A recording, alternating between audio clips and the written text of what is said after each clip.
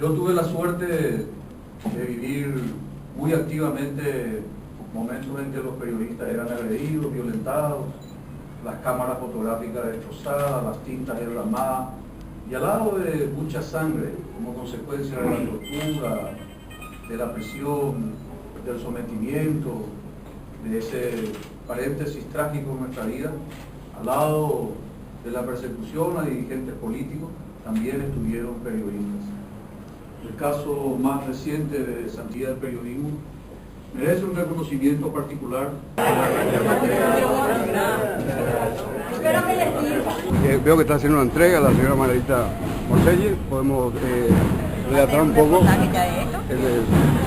Todo esto es básicamente un libro que habla de la interpretación del folclore guaraní y de cómo hay un error teórico desde la década del 50, y este libro habla de cómo se salva ese error en la guarana y en la ruta. Ah, qué bien.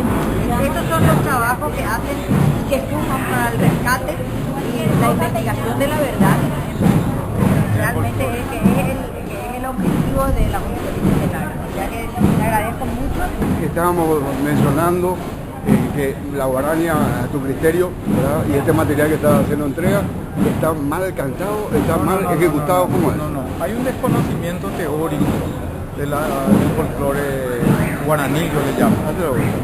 Entonces, ese desconocimiento teórico es el que lleva a interpretar, pero por falta de conocimientos, el folclore erradamente.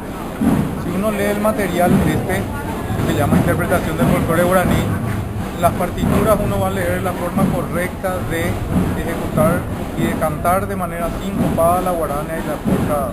Cuando decís sincopada, ¿cómo se puede entender?